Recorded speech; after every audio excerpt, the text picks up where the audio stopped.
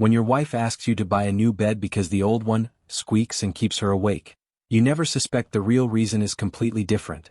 I worked as an auditor at a small firm in Santa Rosa, checking other people's mistakes and counting other people's money. My salary was modest, but we managed. My name was Oscar. I was 35 years old. My wife Phoebe was 32. She taught history at the local college. We had 2 children, a 7-year-old son and a 5-year-old daughter. Our Labrador Baxter always greeted me at the door, wagging his tail as if I'd returned from war. Life flowed normally. A 2-bedroom apartment, breakfasts before school, family dinners. Phoebe had always been a caring mother and attentive wife. We'd been together for 12 years, and I thought I knew her better than anyone. But that phone call changed everything. It was a Saturday. I was lying on the couch watching basketball. The phone rang, unknown number. Usually I don't answer such calls, but something pushed me to pick up. Hello? I heard a woman's voice, trembling and angry at the same time. Is this Oscar? Yes. Who is this? Megan. Lewis Holbrook's wife. The sports massage therapist from the beach club. My heart stopped. I didn't even know any Lewis. I'm sorry, but I don't understand. Your wife Phoebe. She knows my husband. Knows him very well. My breath caught. Megan told me she'd found correspondence on her husband's phone. Hundreds of messages, photos, meeting plans. They'd met on Tinder 3 months ago. 3 damn months. Last time they saw each other was Thursday. At the beach club. He said he was working late. I remembered that Thursday. Phoebe said she was going to a seminar about new teaching methods. She came back at midnight, glowing and satisfied. I even thought the seminar had really been useful. When Megan hung up, I just sat there staring at the wall.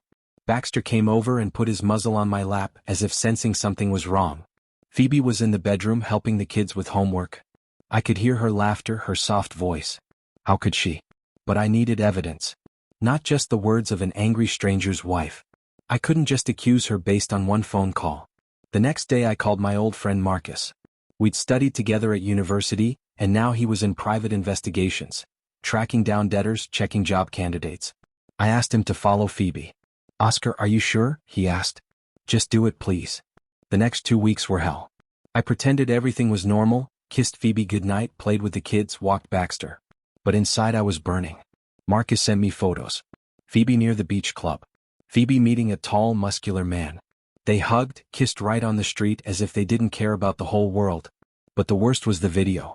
Marcus filmed them coming out of a hotel room. Phoebe was fixing her hair, laughing. Lewis had his arm around her waist. They looked happy. That evening I couldn't sleep. I lay next to her, staring into the darkness, thinking through every detail of our life. Were there signs? Did I miss something? But the strangest thing was that at home Phoebe remained the same. She cooked my favorite dishes, asked about work, hugged me before bed. As if nothing had changed. I realized she really did love me. But she also loved him. And that made everything much worse. This was the moment I understood, there was no going back. After 3 weeks I decided to act. But not the way anyone else would expect. I hired a lawyer and quietly filed for divorce. I gathered all the evidence Marcus provided and gave it to the attorney. Then I started moving things. Not everything at once. Little by little. A box here, a bag there. My documents, photos of the kids, things that had sentimental value. I gave them to Marcus for safekeeping. Phoebe didn't notice anything. Or pretended not to notice. And then I organized what she least expected. I planned a family evening. Told Phoebe I wanted to spend time together as a family because we'd been seeing each other so little lately. She was delighted, agreed immediately. But I also invited someone else. When we sat at the table, me, Phoebe, the kids, and even Baxter lying under the table waiting for crumbs, there was a knock at the door. I'll get it, I said calmly. On the doorstep stood Lewis. And Megan. And a lawyer with documents. Phoebe's face went white. Oscar, what's happening? Please sit down, I said to Lewis and Megan, inviting them inside. The kids watched with curiosity, not understanding what was happening. I asked them to go to their room, said the adults needed to talk. When they left, I looked at Phoebe. Meet Lewis, your lover. And this is Megan, his wife. The same Megan who called me 3 weeks ago. Phoebe started crying. Lewis looked stunned. Megan sat with a stone face. I can explain everything. No need, I interrupted. The lawyer already has all the evidence. The divorce papers are ready. You'll sign them now, or I'll show these photos and videos to everyone you know, including your administration at the college. Oscar, please. I really love you. And him too. I know. She flinched. But you know what's most interesting? I continued, looking at her and then at Louis. Megan is also filing for divorce. So now you're both free. You can be together officially. Isn't that what you wanted? Louis looked away. No, wait, he muttered. It was just what? Megan asked coldly. Just sex? Just fun. Phoebe cried even louder. The next hours were blurry. Signing documents, screaming, tears, accusations. Eventually everyone left. But my revenge didn't end there. Over the next months, I methodically and calmly did what I did best. Audit. I checked every detail of our life, every asset, every property. The apartment had been bought before marriage with my savings, so by law it was mine. But I offered to split everything equally, on one condition. The condition was that Phoebe had to publicly confess to the affair in front of our friends and family. Not on social media, not in messages. Face to face. I organized a meeting, said we wanted to announce our decision to divorce. And she did it. Standing in front of 30 people who'd known us for years, Phoebe confessed that she'd cheated on me. Her parents cried. My parents hugged me. But the biggest blow came afterwards. After that meeting, Phoebe tried to contact Louis. He didn't answer calls. Ignored messages. It turned out that when everything became public, when the secrecy and forbidden thrill disappeared, he lost interest. And Megan? She didn't divorce him. They went to couples therapy and decided to try again. Phoebe was left alone. I got joint custody of the kids, half of all property, and most importantly, peace. 6 months passed. Phoebe sent me messages every week. Apologizing, saying she still loved me, that she'd made the biggest mistake of her life. And you know what? Part of me believed her. I could see in her eyes that she was genuinely sorry. But regret doesn't restore trust. Regret doesn't erase those images from my memory.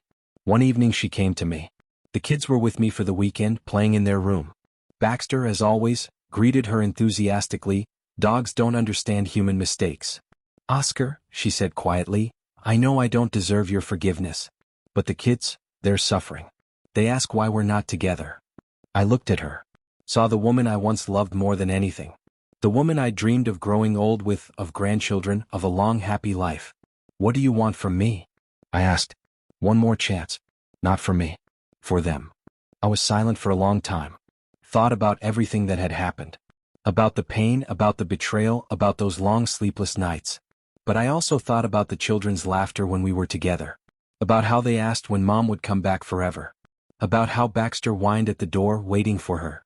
Okay, I finally said. But with conditions. Therapy. Complete transparency. No secrets, no passwords on phones, no explanations about where and with whom you are. She nodded, tears streaming down her face. Everything. Anything. And you know what's strangest? It worked. The following months were hard. There were many conversations, many tears, many moments when I wanted to give up. But we got through it. Therapy helped. The psychologist made us talk about things we'd avoided for years. About my long work hours, about how Phoebe felt lonely and undervalued. About her fears of aging, about how Louis complimented her in ways I'd stopped saying long ago. It didn't justify the cheating. Nothing justified it. But it helped me understand. And this is only half the story. What happened after this is worth hearing. A year passed from the day Megan called me. We're living together again as a family. The kids are happy. Baxter has us both home again. But trust returns slowly. Sometimes I catch myself checking her phone when she's in the shower. Sometimes when she's late from work, my heart clenches with fear. But she's patient. Understands that this is part of the price she has to pay. I started noticing small changes. Phoebe began leaving her phone unlocked on the table, face up. She'd call me during lunch breaks just to hear my voice. She'd send me photos of what she was doing, where she was, who she was with, without me asking. The therapy sessions revealed layers I hadn't expected. Our therapist, Dr. Morrison, was a woman in her 50s with sharp eyes that seemed to see through every excuse. She made us do exercises that felt awkward at first. Oscar, when Phoebe tells you she's going out, what's the first emotion you feel? Dr. Morrison asked during one session. Fear, I admitted. Immediate panic that she's lying again. And Phoebe, how does that make you feel when you see that fear in his eyes? Phoebe's voice cracked. Like I'm a monster. Like I'll never be able to fix what I broke. But you're trying, Dr. Morrison said. That's what matters. Healing isn't linear. It's messy and painful and takes longer than anyone wants. The kids didn't know the full story, of course. They just knew mommy and daddy had problems but were working on them. Our son Jake once asked me why I looked sad sometimes. Grown-ups have complicated feelings, buddy, I told him. But I'm okay. I promise. Is it because of mom? He asked, too perceptive for his age. I couldn't lie to him. Yeah, kind of. But we're figuring it out. He hugged me then, his small arms around my waist. I'm glad you're figuring it out. I don't want you to be separate. That night, after the kids were asleep, I told Phoebe about the conversation. She broke down completely. They deserve better than this, she sobbed. Better than a mother who almost destroyed their family. They deserve parents who fight for them, I corrected. And that's what we're doing. But the road was far from smooth. There were setbacks. Moments that nearly broke us again. 3 months into our reconciliation, Phoebe's phone buzzed during dinner. I saw the name flash on the screen before she could grab it. Louis. My blood ran cold. Don't, I said quietly. Don't you dare answer that. I wasn't going to, she said quickly, showing me the phone. Look, I'll block him right now. In front of you. She did. Blocked his number, deleted it, showed me the confirmation. But the damage was done. I couldn't eat the rest of dinner. Couldn't look at her. That night I slept on the couch. Baxter laid beside me, sensing my distress. The next morning, Phoebe was already up, sitting at the kitchen table with her laptop open. I emailed HR at the beach club, she said when I walked in. I told them about the affair and requested that Louis not be allowed to contact me in any capacity. I also contacted my own HR and disclosed everything in case he tries to reach me through my workplace. I stared at her. You told your college?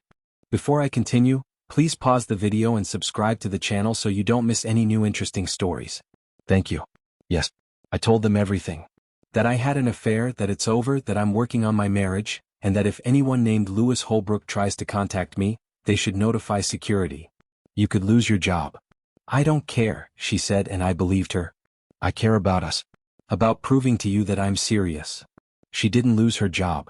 They put a formal warning in her file, but they appreciated her honesty. And true to her word, Louis never contacted her again. But there were other challenges. Social challenges.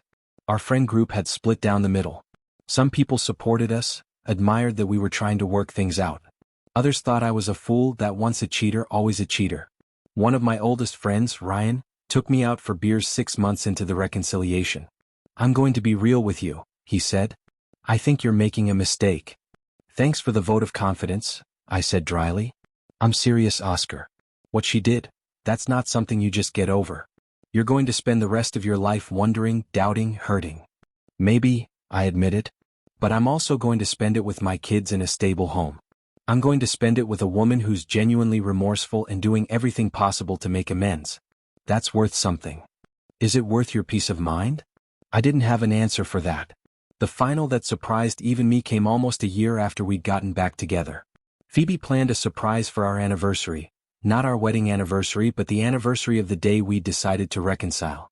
She'd rented the same beach house where we'd honeymooned 12 years ago. The kids are with my parents for the weekend, she said. It's just us. No phones, no distractions. Just us. I was hesitant. The beach reminded me too much of the beach club where she'd betrayed me. But I agreed. The house was exactly as I remembered it. Small, cozy, with a view of the ocean from the bedroom window. Phoebe had prepared everything. My favorite foods, good wine, even a playlist of songs from our early dating years. That first night we sat on the deck watching the sunset. I need to tell you something, Phoebe said quietly. My heart clenched. What? I've been keeping a journal. Since the day you found out. Every single day, I've written about what I'm feeling, what I'm learning, what I'm grateful for. She pulled out a leather-bound notebook from her bag. I want you to read it. Phoebe, please. I need you to understand what this year has been like for me. Not to excuse what I did, but to show you who I'm trying to become. I took the journal. Read the first entry, dated the day after that confrontation at our apartment. Today Oscar saw the worst of me. Saw the person I became when I stopped appreciating what I had. Louis was a fantasy, an escape from responsibilities and routines and the mundane reality of being a working mother and wife. But Oscar is real. Oscar is the man who held my hand when our son was born. Who stayed up all night when our daughter had croup. Who works himself to exhaustion to provide for us. I destroyed the most precious thing in my life for a fantasy that meant nothing. I don't know if he'll ever forgive me. I don't know if I deserve forgiveness. But I know I have to try. For our children. For the 12 years we built together. For the man I fell in love with in that college library who made me laugh until I cried, who proposed to me in the rain because he couldn't wait for perfect weather. I owe him that. I read page after page. Entries about therapy sessions, about moments she almost called Lewis but didn't, about watching me play with the kids and realizing what she'd almost lost. About the day I smiled at her for the first time after weeks of cold distance, and how that smile gave her hope. The most recent entry was from that morning. 1 year ago, I stood in our living room and confessed my betrayal to everyone we know. It was the hardest thing I've ever done. But it was also the most necessary. Oscar gave me something I didn't deserve, a second chance. Today we're going back to where we began, to the beach house where we honeymooned. I'm terrified. Terrified that he'll realize during this trip that he can't do this anymore. That the damage is too deep. But I'm also hopeful. Because we're still here. Still trying. Still fighting for us. Whatever happens this weekend, I want him to know. I love him more than I've ever loved anyone. More than I loved the fantasy of Lewis. More than I love my own comfort or pride. Oscar is my home. And I'll spend the rest of my life proving that I deserve to be his. I closed the journal. Looked at her, tears streaming down my face. Why? I asked. Why did you do it? Really? She was quiet for a long moment. Because I was scared. Scared of getting older, of becoming invisible, of being nothing more than mom and teacher. Lewis made me feel seen in a way I hadn't felt in years. It was selfish and stupid, and I'll regret it for the rest of my life. I made you feel invisible? No, she said quickly. You didn't do anything wrong. This was all me. My insecurity, my weakness. You were being a good husband and father. But I stopped seeing that. I stopped appreciating the life we'd built. I wanted excitement, wanted to feel young and desirable. And I destroyed us in the process. We talked through the night. Really talked, in a way we hadn't since those early days of dating. About our fears, our regrets, our hopes. As the sun rose over the ocean, Phoebe asked, "Do you think you'll ever fully trust me again?" I thought about it. Really thought about it. I don't know, I admitted. Maybe not. Maybe there will always be a small part of me that's waiting for the other shoe to drop. But I think I can live with that.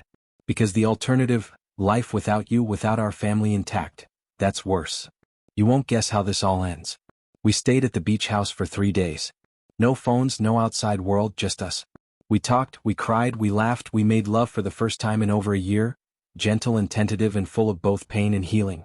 On the last day, as we packed to leave, Phoebe handed me something. A small box. What's this? Open it. Inside was a new wedding band. Engraved on the inside, second chances. Forever. I want to renew our vows, she said. Not in a big ceremony. Just us, the kids, and maybe Dr. Morrison. I want to make you promises again, Oscar. And this time I'll keep them. This was the calmest day before the storm, except there was no storm coming. Just the steady work of rebuilding. We renewed our vows 3 months later in our living room with just the 6 of us. Me, Phoebe, our 2 kids, Dr. Morrison, and Marcus, who'd become an unexpected friend through all of this. Jake and our daughter Emma were the ring bearers. Baxter wore a bow tie and barked during the ceremony, making everyone laugh. Oscar, Phoebe said, holding my hands, I broke every promise I made to you. I shattered your trust and almost destroyed our family. But you gave me something I didn't deserve, grace. Mercy.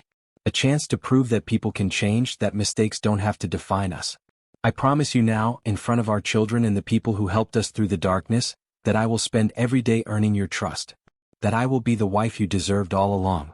That I will love you, honor you, and cherish you, not just in words but in actions. Every single day. My turn. I looked at her, at this woman who'd hurt me so deeply but who'd also fought so hard to make things right. Phoebe, trust is like glass. When it breaks, it can be repaired, but you'll always see the cracks. I see the cracks. I probably always will. But I also see something else. I see a woman who faced her worst moment with honesty. Who did the hard work of change instead of running away. Who fought for us when it would have been easier to give up. Love isn't just about the good times. It's about what you do when everything falls apart. And you showed up. You did the work. You proved that our family is worth fighting for. So I promise you, I'll keep showing up too. I'll keep working on forgiveness. I'll keep choosing us every day. Dr. Morrison pronounced us recommitted, and everyone clapped. Emma threw flower petals everywhere, and Jake complained that his suit was itchy. It was perfect. Messy and imperfect and real. Don't turn it off, it's about to get intense. 2 years have passed since that phone call from Megan. Life isn't perfect, but it's good. Honest. Phoebe still leaves her phone unlocked. Still calls me during lunch breaks. Still sends me photos of her day. But now I don't feel the need to check. The fear has faded into something manageable. We go to therapy once a month now, down from weekly. Dr. Morrison says we're one of her success stories, though she warns us that we'll always need to be vigilant, that complacency is how problems start. The kids are doing well. Jake is 9 now, excelling in school and soccer. Emma is 7, dramatic and artistic and already planning to be either a veterinarian or a Broadway star. They don't remember the worst of it, just that mom and dad had problems, but worked them out. Baxter is getting old, gray around the muzzle, but still greets us with enthusiasm every day. He's our constant, the one thing that remained unchanged through everything. I ran into Lewis once about a year after everything happened. In a coffee shop. He looked thinner, tired. He saw me and immediately looked away. I walked over to his table. "Oscar," he said nervously. I'm sorry. I know that doesn't mean much, but I am. What I did. What you did was participate in destroying 2 families, I said calmly. But you're not why I'm here. I'm here for coffee with my wife. We're celebrating our daughter's school play. We're happy. And you're just some guy who made a mistake and has to live with it. He nodded, looking miserable. But I want you to know something, I continued. Thank you. He looked up, confused. Thank you for showing me who my wife could become under pressure. Thank you for forcing us to confront problems we'd been ignoring. Thank you for being the catalyst that made us stronger. You meant nothing in the grand scheme of our lives. You were just a test we passed. I walked away back to Phoebe, who was ordering our drinks. She looked beautiful in the afternoon light, laughing at something the barista said. "What did you say to him?" she asked when I joined her. "That he was irrelevant," I said. "Because he is." She kissed me then in the middle of the coffee shop, not caring who saw. Recently we went back to the beach house for our actual anniversary. 13 years of marriage, 2 years since reconciliation. We brought the kids this time, made it a family trip. On the last night after the kids were asleep, Phoebe and I sat on that same deck where we talked 2 years ago. "Do you still think about it?" she asked. "About what I did?" "Sometimes," I admitted. "But not like before. Before it consumed me. Now it's just part of our history. A chapter we survived. Do you regret taking me back?" I thought about it. Really thought about it. "No," I said. "I don't." "Are there days when it's hard?" "Yes." "Are there moments when I wonder, what if?" "Sure." "But then I look at our life, at our kids, at what we've built together, and I know I made the right choice. Not the easy choice, but the right one." She rested her head on my shoulder. "I love you, Oscar. More than I ever thought possible." "I know," I said. "I love you too." And I did. Not the blind, naive love from before. But a deeper, more resilient love. A love that had been tested and survived. A love that was earned. The revenge, in the end, wasn't about humiliation or punishment. It was about transformation. About taking the worst moment of our lives and turning it into a foundation for something stronger. Phoebe lost Lewis, her pride, her reputation for a while. But she gained something more valuable. She gained back her family, her integrity, and a second chance to be the person she wanted to be. And I gained peace. Not the peace of ignorance, but the peace of conscious choice. The peace of knowing I fought for what mattered and won. Marcus still checks in on us occasionally. He's become a family friend, joins us for barbecues and holidays. He told me once that he didn't think we'd make it. "I'm glad I was wrong," he said. "You two are proof that people can change if they want it badly enough." The kids adore him, call him Uncle Marcus. They don't know his role in our story. Maybe someday we'll tell them. But not yet. Last month, Phoebe got promoted at the college. Associate professor with a significant pay raise. She came home excited, nervous about telling me, worried I'd think she was becoming too focused on work again. "I'm proud of you," I told her. "This is what you've worked for." "I won't let it consume me," she promised. "Family first. Always." "I know," I said. And I believed her. We celebrated that night, just the 2 of us. Left the kids with my parents, went to a nice restaurant, talked about the future. "I want to grow old with you," Phoebe said over dessert. "Really old. I want to be the couple in matching tracksuits, holding hands in the park while Baxter's grandpuppy drags us around." "Baxter's grandpuppy?" I laughed. "We'll get another dog eventually. Maybe 2. And we'll complain about our backs and tell the kids they don't visit enough and spoil our grandchildren rotten." "That sounds perfect," I said. And it did. It really did. The story doesn't end with some grand finale, some dramatic confrontation or perfect resolution. It ends with ordinary days that add up to an extraordinary life. It ends with family dinners and homework help and walking Baxter in the evenings. It ends with therapy appointments that slowly spread further apart. It ends with trust that grows slowly, like a plant carefully tended after nearly dying. It ends with forgiveness, not instant, not complete, but real and earned and lasting. It ends with love that's been tested and survived. And sometimes, late at night, when Phoebe is sleeping beside me, I think about that phone call from Megan. The call that changed everything. I think about the choice I made. The revenge that became forgiveness. The betrayal that nearly destroyed us but ultimately made us stronger. Was it the right decision? I believe so. But only time will truly tell. For now we're here. Together. Building a life that's honest and real and imperfect and beautiful. And that's the best revenge of all, proving that love can survive even the worst betrayal. That families can heal. That second chances, when truly earned, can lead to something even stronger than the first time around. Phoebe still sends me texts during the day. Thinking of you. Can't wait to see you tonight. Love you. Simple messages that mean everything. I send them back. Because I do love her. Not despite what happened, but because of how she handled what happened. The woman who cheated on me was weak, scared, selfish.